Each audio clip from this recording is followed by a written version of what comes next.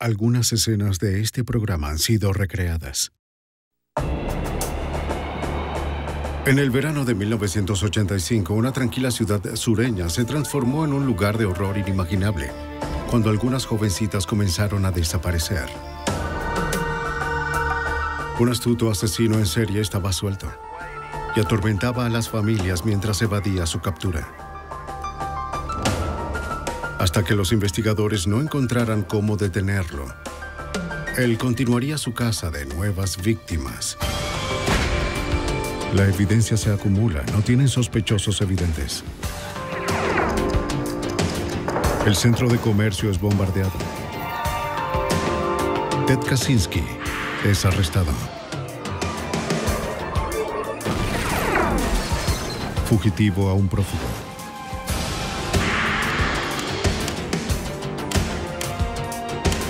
Los archivos del FBI.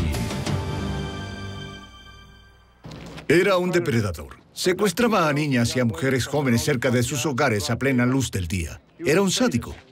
Telefoneaba a las familias para burlarse de ellos, animarlos, para luego jugar con sus esperanzas. Y no se detendría hasta nosotros detenerlo. Soy Jim Canstrom, ex jefe del FBI en Nueva York. Este asesino en serie, quien quiera que fuera, lograba pasar desapercibido en la sociedad. Sin embargo, ansiaba la atención que sus crímenes obtenían. En algún lugar de esta contradicción se encontraba la clave para capturarlo. El gato y el ratón.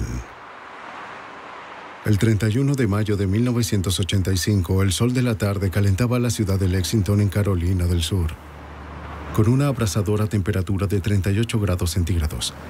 Sherry Faye Smith había encontrado alivio al calor en una fiesta en la piscina, acompañada por su novio y compañeros de la escuela secundaria.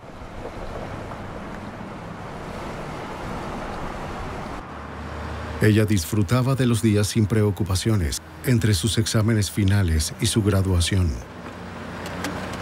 Todo el verano y el resto de su vida esperaban por esta joven entusiasta de 17 años.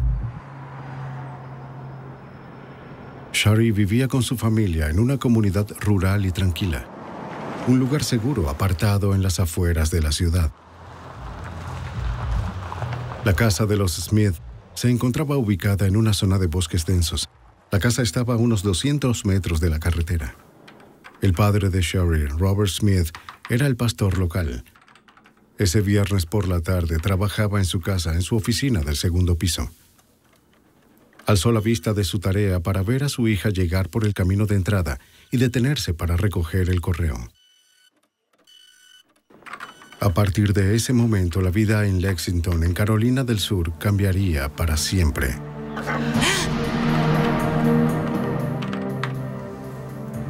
Esperando que Sherry entrara a la casa, el señor Smith volvió a mirar por la ventana. Se percató de que su auto permanecía cerca del buzón, pero ella no estaba a la vista.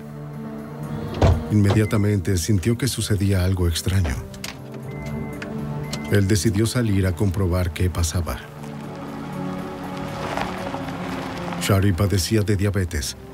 Si su azúcar en la sangre estuviera fuera de balance, podría desorientarse o desmayarse.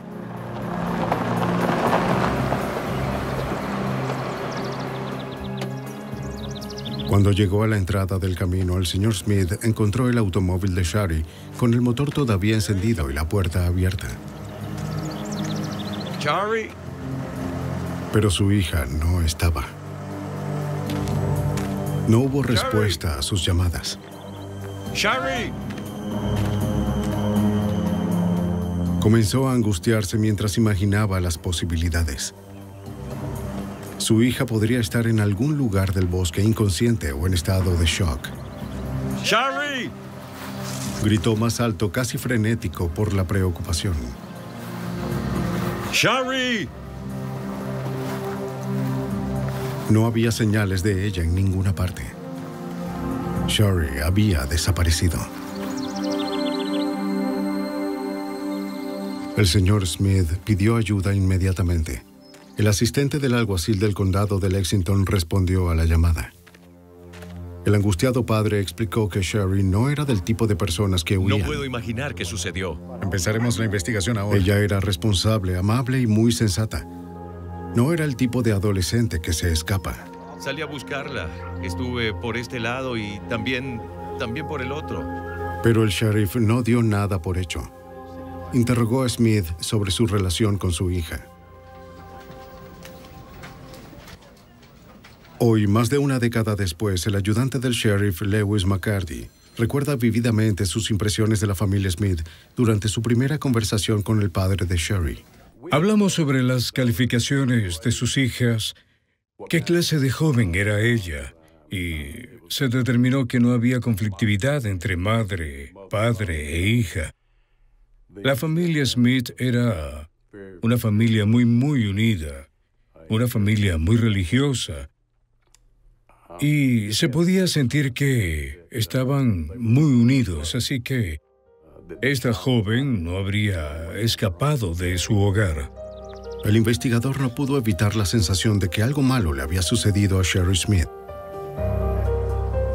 Y la misma intuición le dijo que no tenía nada que ver con su condición médica. Cada minuto que pasaba aumentaba la probabilidad de que Sherry nunca sería encontrada.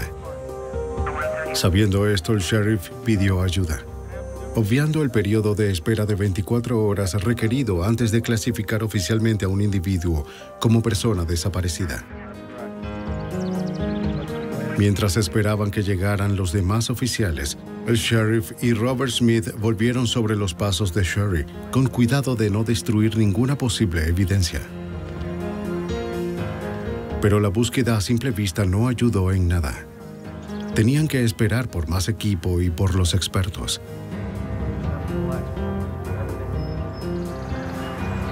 En pocos minutos, los oficiales de la División de Aplicación de la Ley de Carolina del Sur, conocidos como SLED, llegaron a la casa Smith. Los investigadores peinaron la escena, buscando huellas de neumáticos, pisadas o huellas dactilares, y no encontraron nada. Sabiendo que las próximas horas eran críticas, las autoridades reunieron un grupo de trabajo y organizaron una búsqueda masiva en el terreno. La posibilidad de un secuestro provocó una respuesta rápida. Crímenes como este simplemente no sucedían aquí. Los condados circundantes enviaron a todos los oficiales disponibles para ayudar.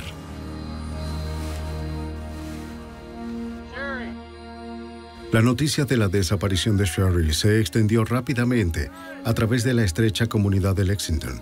Cientos de residentes locales se ofrecieron para participar en la búsqueda. Aún así, no encontraron ningún rastro de la joven.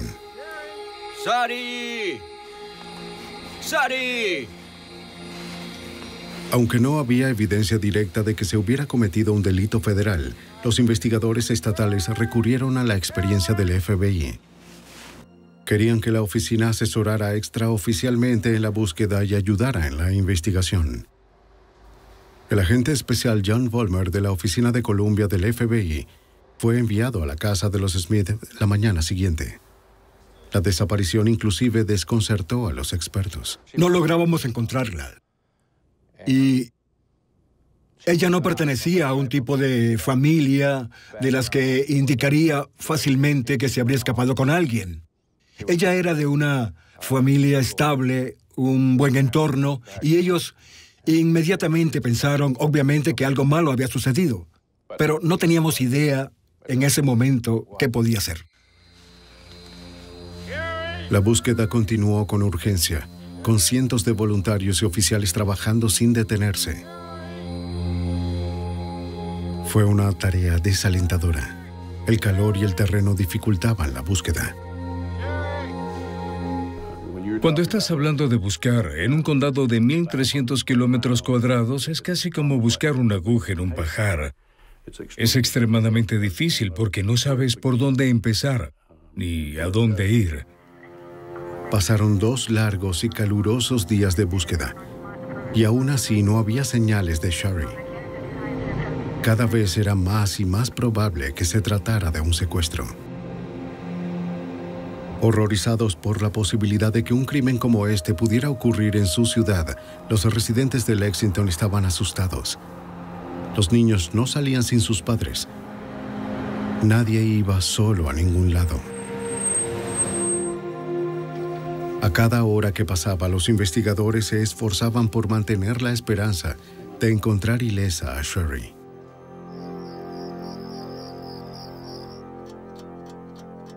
El 3 de junio, 3 días después de la desaparición de Sherry Faye, alrededor de las 2:30 de la madrugada, una llamada interrumpió el sueño inquieto de los Smith. Robert contestó el teléfono. Una voz que no reconoció preguntó por su esposa Hilda. ¿Aló? La persona que llamó afirmó ser el secuestrador de Sherry. Sí. El secuestrador se disculpó por llevarse a Sherry e insistió en que pronto la devolvería. Dejó claro que esa no era una llamada de rescate. Le dijo a Hilda que recibiría una carta por correo ese mismo día. ¿Pero qué es lo que quiere? Prometió que volvería a llamar y colgó.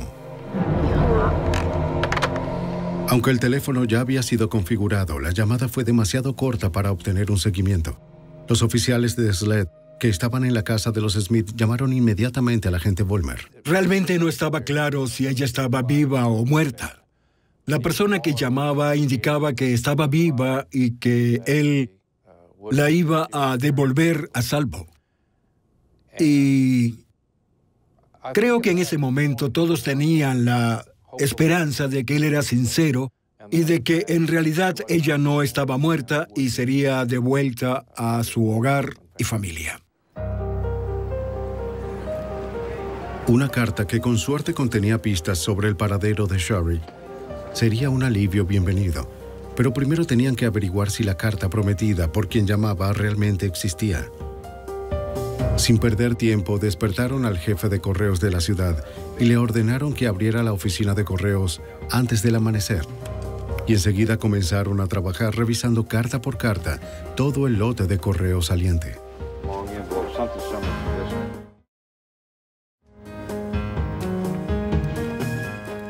Después de media hora, el jefe de correos encontró un sobre dirigido a los Smith. Con cuidado, lo metieron en una bolsa de pruebas y lo enviaron a los laboratorios forenses de SLED para su análisis. Dentro del sobre, los examinadores encontraron una carta de 2 páginas escrita en papel legal amarillo. Su emoción se convirtió en horror cuando comenzaron a leer la carta. Se titulaba Última Voluntad y Testamento. Comenzaba: Te amo, mamá, papá, Robert, Dawn y Richard, y a todos los demás, y a todos mis amigos y parientes. Mis pensamientos siempre estarán con ustedes. Ataúd cerrado. Lo siento si alguna vez los decepcioné de alguna manera. Solo quería hacerles sentir orgullosos de mí porque siempre he estado orgullosa de mi familia. La carta terminaba con: Todo mi amor siempre. Sharon, Sherry Faye Smith. Con la ayuda de la familia Smith, los investigadores confirmaron que la escritura era de Sherry.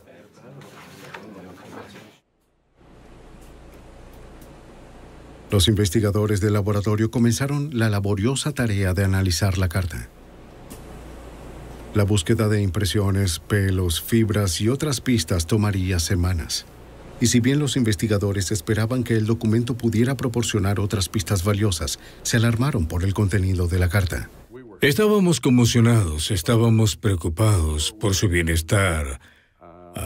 Había varias frases en la carta en las que se refiere. Una sería un ataúd cerrado, como... no sabemos por qué. ¿Por qué una joven escribiría ataúd cerrado? El destino de Sherry no estaba claro. El secuestrador tenía todas las respuestas. Él había prometido llamar de nuevo. Hasta que lo hizo, la familia Smith se aferró desesperadamente a la esperanza.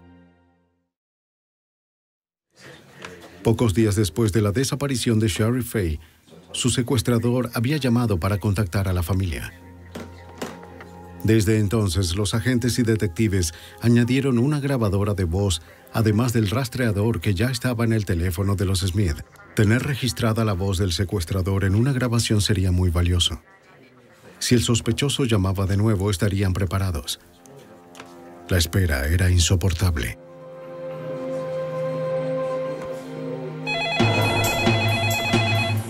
A las 8 en punto de la tarde del 3 de junio sonó el teléfono. Cuando atienda, manténgalo en el teléfono lo más que pueda. Diga. Era la voz de la noche anterior. Él habló con Hilda. ¿Recibió la carta hoy? Ah, sí, la recibí. Bien, entonces ahora sabe que esto no es una llamada falsa. Sí, ya lo sé. Bien, escucha con atención. Tengo que darme prisa. Sé que nos están rastreando la llamada. Pero, ¿Shari está con usted? Shari ahora es parte de mí físicamente, mentalmente, emocionalmente, espiritualmente. Nuestras almas son una ahora. ¿Tu alma ahora es una con Shari? Sí, estamos tratando de resolver eso, así que por favor hagan lo que les digo. El rastreo había sido exitoso. Adelante, ya lo captamos. El sospechoso había llamado desde una cabina telefónica a 32 kilómetros de distancia de la casa de los Smith. Una red de alguaciles del sheriff, apostados en el área, se apresuraron para llegar al sitio, esperando atrapar a la persona que aún llamaba por teléfono. Pero cuando llegaron, lo único que encontraron fue un teléfono colgando del gancho. Detengan a cualquiera cerca del área. Ahora mismo. Se había escapado sin dejar ningún rastro, ni siquiera huellas dactilares. La hermana mayor de Shari, Dawn, recuerda la angustiosa incertidumbre. Yo no entendía lo que estaba pasando en ese momento. No entendí que él era una persona muy enferma. Nunca había tratado con alguien así en mi vida. Pero realmente creí que él le estaba cuidando y que tenía que haber alguna razón para explicar su locura al secuestrar a Shari. En la superficie, las conversaciones telefónicas del secuestrador no revelaron nada sobre el paradero de Shari. Sin embargo, para el FBI, las llamadas telefónicas dieron una primera visión del interior de la mente de este retorcido depredador. Dependía ahora de los analistas del FBI en la Unidad de Apoyo Investigativo en Quantico, Virginia, penetrar en la mente de este criminal. John Douglas fue pionero en la elaboración de perfiles de conducta para el FBI. Él y otros analistas desarrollaron esta herramienta de investigación durante más de 25 años de entrevistas con asesinos convictos, pirómanos, violadores y terroristas. Está bien. Cuando alguien pregunta por un perfil, lo que está buscando son características que incluyen género, incluye edad, raza, a veces tipografía corporal, nivel educativo, tipo de ocupación. Para determinar estas características, el analista intenta pensar como el asesino. Él trata de descubrir sus motivaciones. El examen de cada aspecto de un crimen revela patrones de comportamiento. Lo que emerge es un perfil que describe el tipo de persona que probablemente sea el asesino. Después de analizar cada detalle del secuestro de Shari, Douglas generó un perfil de 22 puntos del sospechoso. Describió al secuestrador como un hombre blanco entre los 20 y los 30 años, con una inteligencia superior a la media. Lo más probable es que trabajara como jornalero de cuello azul, debido a que sonaba como si el asesino hubiera distorsionado electrónicamente su voz. Probablemente había trabajado en la contratación eléctrica. Él tendría antecedentes penales. Douglas también sugirió que vivía en la zona. El tono y el contenido de sus llamadas telefónicas indicaban que era un obsesivo compulsivo asocial. Si el estrés de la vida cotidiana se hacía demasiado grande, se desmoronaría. Luego se sentiría obligado a compensar sus propias deficiencias mediante acciones violentas. Es el tipo de hombre que se siente como un grano de arena en la playa, donde hay miles de millones de granos de arena. Él no siente nada, se siente como un don nadie. ¿Y cómo puede este nadie, esta personalidad, esta persona que probablemente tiene sobrepeso, baja autoestima, no es atractiva, cómo puede convertirse en alguien? Él perseguía víctimas que nunca tendrían posibilidad de contactar a alguien como Shari Faye Smith. Y así por primera vez en su vida pueden ser muy poderosos. El miércoles 5 de junio, los Smith recibieron otra llamada. Esta vez le dio a la familia indicaciones sobre dónde encontrarían a Shari. Escuche cuidadosamente. Tome la autopista 378 oeste hacia la rotonda. Gira a la izquierda en el edificio con marco blanco. Vaya al patio trasero. 2 metros más allá estaremos esperando. Dios nos eligió.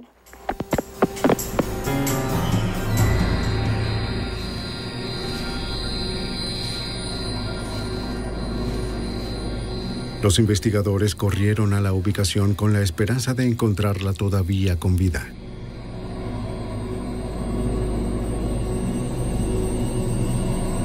Seis días después de su misteriosa desaparición, los investigadores encontraron el cuerpo de Shari Faye Smith. Cuando la familia Smith recibió la llamada de la ubicación del cuerpo, fuimos inmediatamente allí y nuestros peores temores se hicieron realidad. El cuerpo de Shari había sido dejado en los bosques del condado de Saluda, a unos 17 kilómetros de la casa de la que desapareció. Su secuestrador ahora era buscado por asesinato en primer grado. Una semana de calor a 38 grados centígrados había pasado factura. El avanzado estado de descomposición del cuerpo funcionó a favor del asesino. El médico forense no pudo determinar la causa exacta ni el momento de la muerte. Para John Douglas, la ubicación y el estado de la escena del crimen proporcionaron una mayor comprensión de la mente del sospechoso. Él tenía algo de sofisticación criminal, porque creo que eso lo hizo esperar. Esperó a que entrara en etapas avanzadas de descomposición, lo que dificultaría a las fuerzas del orden público determinar la causa y el método de la muerte en este estado de descomposición. La confirmación del asesinato de Shari devastó a la comunidad de Lexington.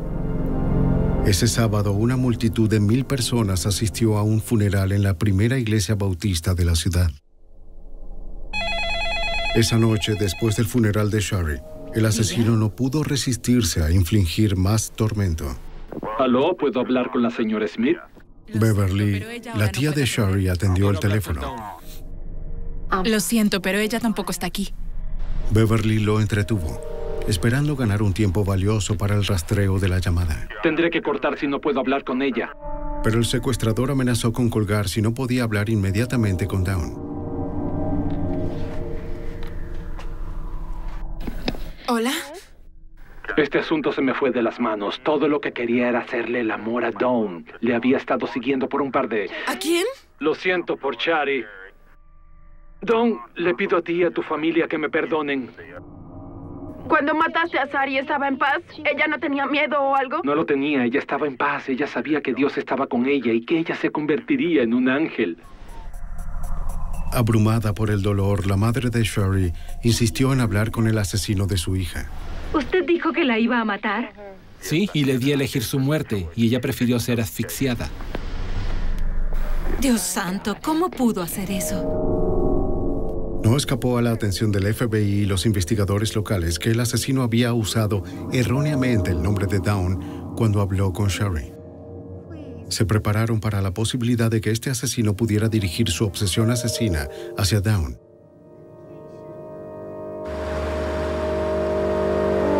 Pero el sospechoso haría solo una llamada más antes de caer en un oscuro silencio. Aunque él no estaba hablando, sabían que todavía estaba allí, aterrorizando a una comunidad. Y el perfil predijo que si mataba una vez, mataría de nuevo.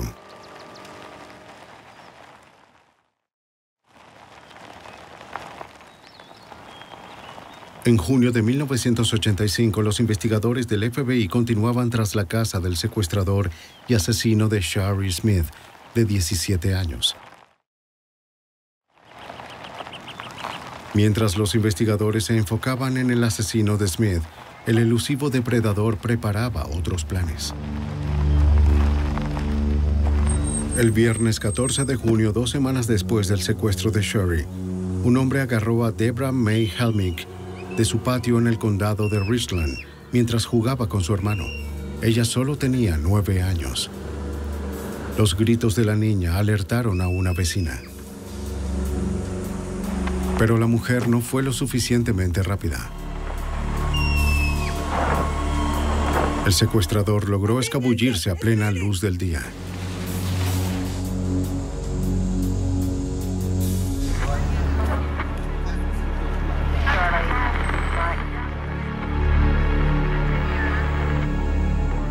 La vecina de los Helmick solo podía proporcionar información vaga.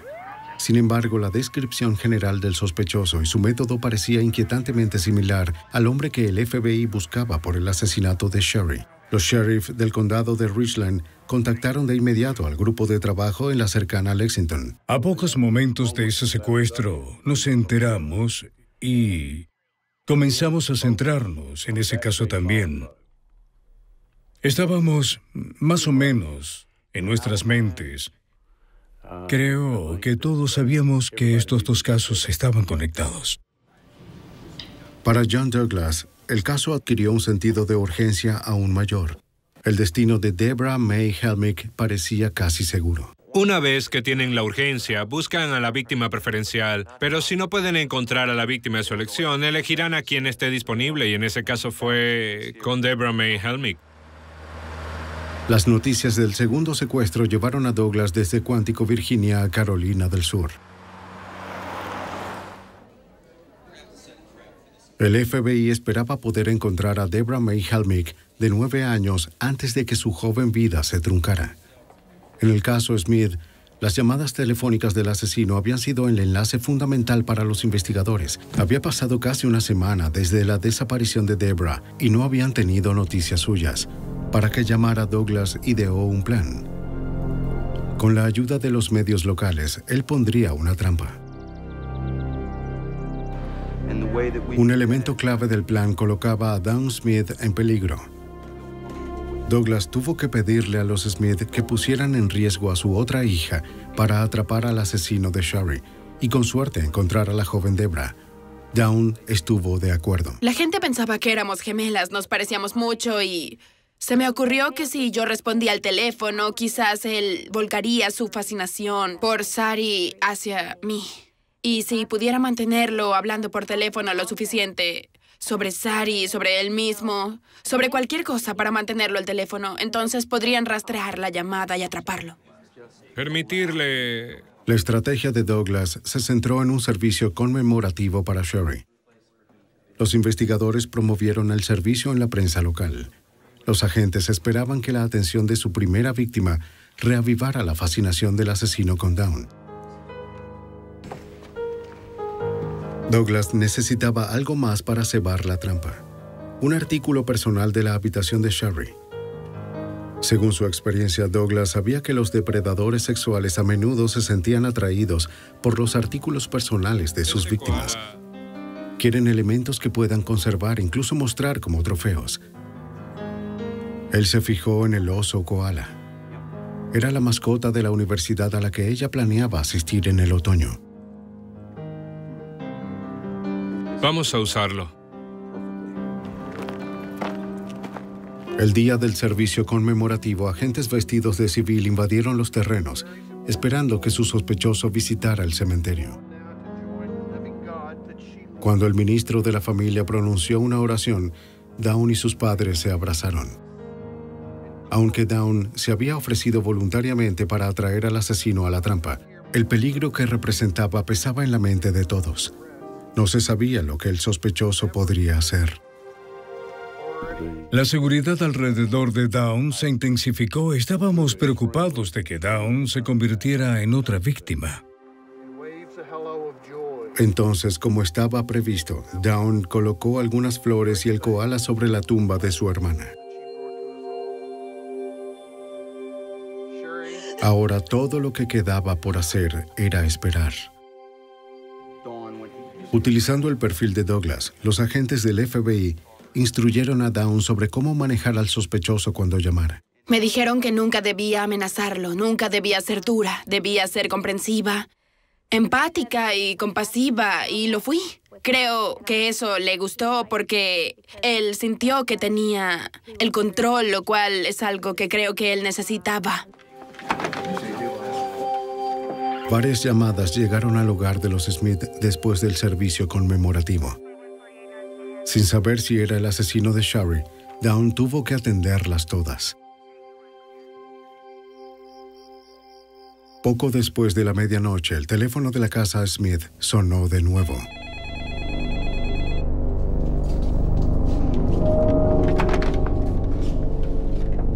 Diga. Esto es de parte de Sari Faye Smith. ¿Eres Dawn? Sí. Como Douglas había esperado, el culpable mordió el anzuelo. Y como se anticipó, el asesino había enfocado su atención en Dawn. No puedes estar protegida todo el tiempo. Le dejó en claro que ella sería su próxima víctima. ¿Entiendes? Tú lo sabes. Dios quiere que te unas a Shari Faye. Es solo cuestión de tiempo. A pesar de la amenaza, Dawn lo mantuvo en la línea, soportando el abuso del hombre que asesinó a su hermana, mientras los funcionarios rastreaban el origen de la llamada. Sí, bien, escucha atentamente. Vete hacia el norte. Después, antes de colgar, el asesino le dio instrucciones. Gira a la derecha, Debra May.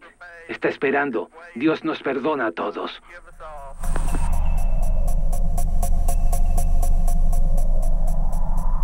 El agente especial John Vollmer temía que el asesino no se detuviera allí. Cuando nombró a Debra Helmick, eso nos condujo a enfrentar la posibilidad de que estábamos lidiando con un posible asesino en serie, que había asesinado, según sospechábamos, al menos a 2 personas, quizás otras, y que podía seguir matando. ¿A qué hora? A pesar del éxito de Douglas en lograr que el sospechoso llamara, nadie había anticipado qué tan lejos iría el asesino para evitar ser detectado. Rastrear la llamada desde fuera del área tomó tiempo adicional. De nuevo, el sospechoso dejó la cabina telefónica momentos antes de que las autoridades pudieran alcanzarlo. Estuvimos muy cerca de atraparlo en varias ocasiones, y es casi como si lo sintiera y comenzara a ir más lejos para hacer sus llamadas telefónicas. Otros investigadores siguieron las indicaciones de la persona que llamó. Allí encontraron a Debra Helmick, de 9 años, asesinada. La apuesta había fallado. Con cada oportunidad perdida, aumentaba la probabilidad de que hubiera más víctimas. Y ahora Dawn era el objetivo más probable. Los investigadores temían que el asesino intentara secuestrarla.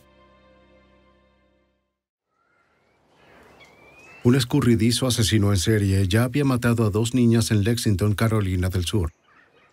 La escasa cantidad de evidencia frustró a los investigadores del FBI, así como a las autoridades locales. Pero el análisis forense estaba a punto de generar el mayor impacto en la investigación. La última voluntad y testamento de Shari Smith fue examinado por Gail Head, directora de la sección de documentos investigados de los laboratorios legales de Carolina del Sur. Utilizando una máquina ESDA, Head esperaba encontrar pruebas contundentes. El ESDA, un acrónimo para equipos de detección electroestáticos, puede captar imágenes que son invisibles a simple vista. Funciona según el principio opuesto de una imprenta. En lugar de recubrir letras levantadas con tinta para crear una imagen, ESDA rellena las marcas en el documento en cuestión con grafito. Cuando una película de imagen se estira sobre el documento como el celofán, aparece una imagen legible. Después de horas de examinar el documento, Head encontró la marca de una escritura. Parecía ser un número de teléfono y un nombre. Un nombre particular y el número de teléfono en cuestión nos permitieron mostrar todo el código de área, los 3 primeros números del prefijo, los siguientes 2 números, el tercer número del que no estábamos seguros y luego tuvimos el 4º número. El nombre en la hoja era Joe. Del código de área, los investigadores determinaron que el número era de Alabama. Para completar el dígito que faltaba, los investigadores llamaron a cada combinación del número de teléfono, hasta que llegaron a una selección que tenía el mismo nombre que se encontraba marcado en la hoja. Finalmente consiguieron una coincidencia. El número pertenecía a un hombre llamado Joe Shepard. Los investigadores examinaron sus registros telefónicos. Descubrieron que había recibido una llamada de una dirección a las afueras de Lexington, en Lake Murray, Carolina del Sur. Cualquiera de estas direcciones podría pertenecer al asesino. Respaldados por el perfil del FBI, la policía local visitó la dirección de Alabama. Buenas tardes, ¿es usted Joe Shepard? Interrogaron a Joe Shepard. No coincidía con el perfil del asesino. A pesar de que no era sospechoso, aún podría ser un vínculo importante con el asesino. La policía tuvo que averiguar la conexión entre él y la llamada telefónica de Lake Murray, Carolina del Sur. Shepard explicó que provenía de la casa de sus padres. Los oficiales de Carolina del Sur verificaron que la dirección pertenecía a los padres de Joe Shepard, Ellis y Sharon Shepard.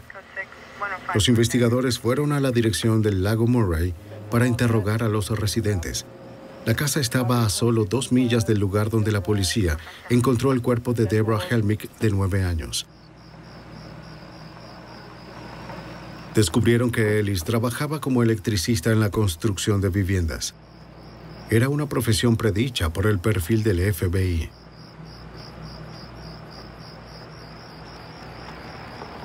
Cuando los oficiales tocaron la puerta, un automóvil se detuvo en la entrada.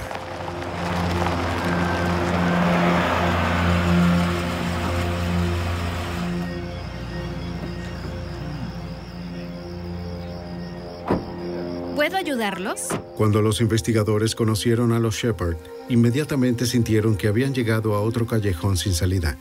Además de la profesión de Ellis Shepard, nada más parecía encajar en el perfil. De todos modos, los interrogaron. Los Shepard les dijeron que habían regresado recientemente de un viaje de 6 semanas. Los oficiales casualmente preguntaron si la pareja sabía sobre los asesinatos de Smith y Helmick. Con cada pregunta, la policía notó que la señora Shepard estaba cada vez más preocupada. Los Shepard estaban comenzando a sospechar del cuidador de su casa, Larry Jean Bell. Cuando describieron a Bell, los elementos del perfil encajaron en su sitio. Era un hombre blanco de unos 30 años que vivía con sus padres. A veces ayudaba a Ellis en la construcción de viviendas. Justo días antes, cuando los Shepard regresaron de las vacaciones, Bell los recogió del aeropuerto. Habló extensamente con los Shepard sobre los casos. Estaba siguiendo de cerca las noticias de los asesinatos. Era más evidencia de una mente meticulosa y un comportamiento consistente con el perfil. Dijeron que había guardado los artículos del periódico, que les había contado todo sobre el caso en gran detalle desde el aeropuerto hasta su residencia. Era sorprendente lo mucho que este perfil iba encajando. Los detectives preguntaron si podían ver el interior de la casa.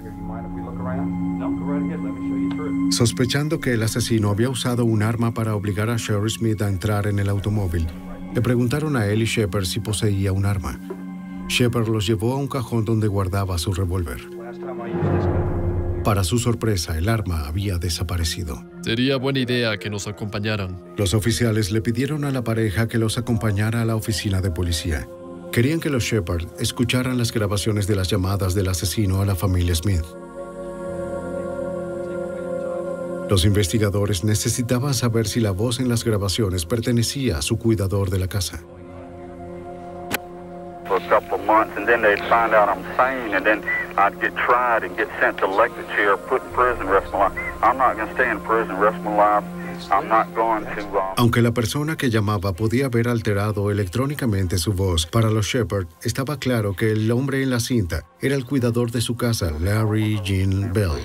Todos estábamos animados, no podíamos mostrar ninguna emoción, pero en ese momento supimos que habíamos resuelto el caso. Teníamos a nuestro hombre. Los Shepard le dijeron a la policía que esperaban que Bell llegara a su casa a las 7:30 de la mañana siguiente para ir a trabajar.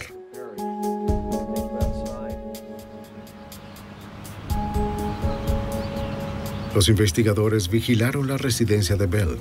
Esta vez no había forma de que eludiera la captura.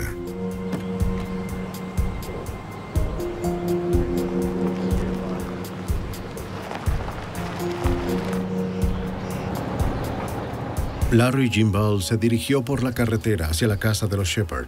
No se percató del coche de policía sin identificaciones que lo seguía. Los agentes se comunicaron por radio con otro automóvil que esperaba para interceptarlo en la intersección a la que se aproximaba.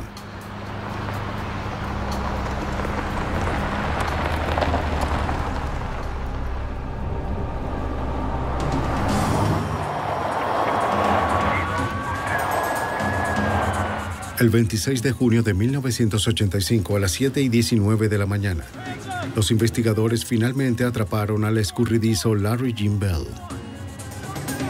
Esta vez fueron los investigadores quienes estuvieron un paso adelante. Bell fue arrestado sin resistencia y llevado a la oficina de policía para ser interrogado.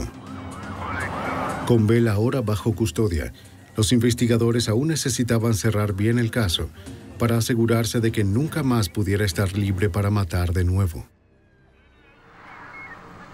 Combinando contundentes pruebas forenses con el perfil del FBI, la policía de Carolina del Sur arrestó a Larry Jim Bell por sospechas de secuestro y asesinato.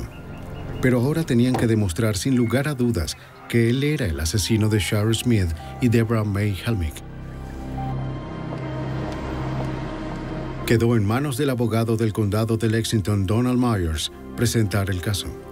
Como fiscal de carrera, Myers estaba decidido a condenar al asesino que se había burlado tan horriblemente de la familia de su víctima. No me gusta Larry Jim Bell, incluso antes de conocerlo. Y sabía que probablemente este sería el caso más publicitado que tendríamos. El más publicitado en Carolina del Sur hasta ese momento. Y me comprometí a ir tras él con todo lo que tenía. Aunque había evidencia poderosa contra Bell, esta era solo circunstancial. Aún así, en el estado de Carolina del Sur, una confesión podría garantizar la sentencia máxima. Myers quería asegurarse de que Bell nunca pudiera quitar otra vida. Él quería una confesión. Nuevamente llamaron al FBI por ayuda.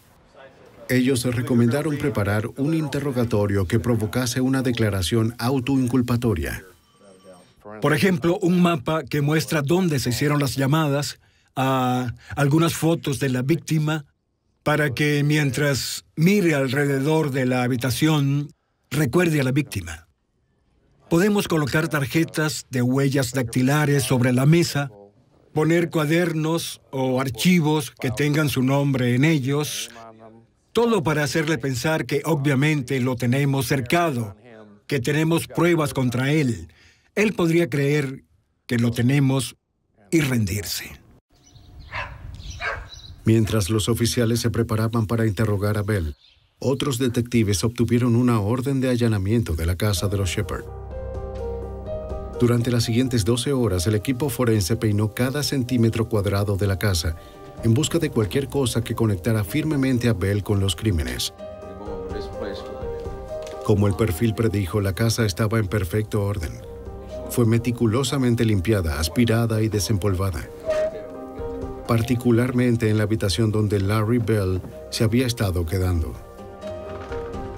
Pero debajo de la superficie ordenada, el equipo descubrió evidencia de su desviación. Las pulcras sábanas de la cama ocultaban un delgado y sucio colchón, y debajo yacía una revista porno y un revólver .38 que coincidía con la descripción del que le faltaba al señor Shepard.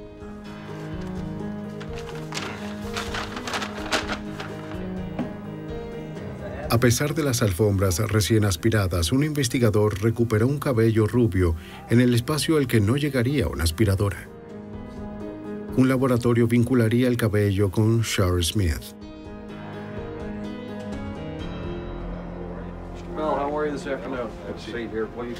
Mientras los investigadores continuaron la búsqueda de pruebas en la casa de los Shepard, los detectives en el interrogatorio llevaron a cabo la estrategia del FBI. Primero se aseguraron de que Bell estuviera cómodo. Según lo aconsejado por Douglas, hablaron con el sospechoso sin amenazas. Fingieron simpatizar con él, comprender su dolor para que él se confiara. Fueron llevando a su sospechoso a través de la creciente cantidad de pruebas que le condenaban. En cada oportunidad, le recordaban a las víctimas. Bell lo negó todo. Sin embargo, hizo una petición curiosa. Quería conocer a Dawn y a Hilda Smith.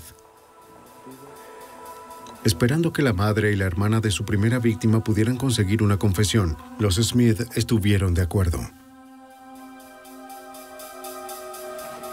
Hilda y Dawn intentaron prepararse mentalmente.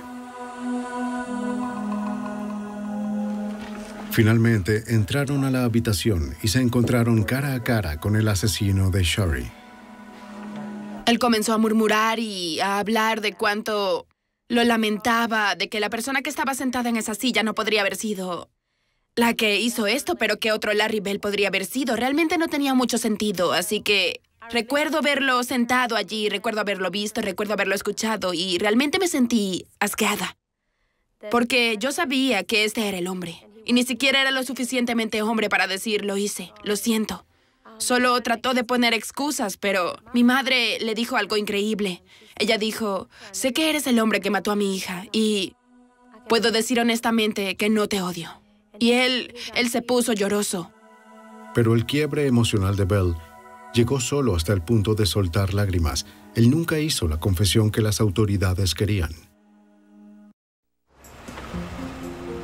Después de semanas de compilación de pruebas, Myers y los investigadores comenzaron a reconstruir la secuencia de eventos del 31 de mayo de 1985. Bell descubrió a Sherry Smith después de dejar a su madre en una consulta médica. Algo en la joven desencadenó sus ansias libidinosas.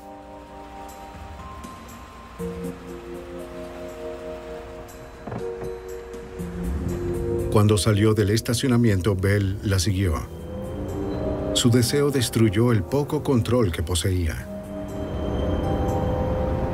Él nunca la perdió de vista. Sherry no se percató de que un auto la seguía por la carretera. Se detuvo en el camino de entrada y caminó hasta el buzón.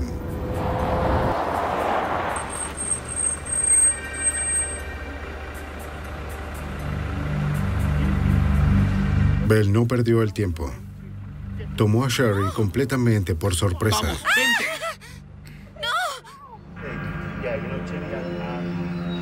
Llevó a Sherry a la casa de los Shepard, en el lago Murray.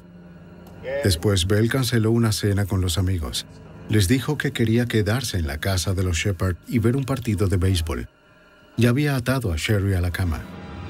La evidencia mostró que Sherry había sido violada. Antes de matarla, Bell forzó a Sherry a escribir su última voluntad y testamento.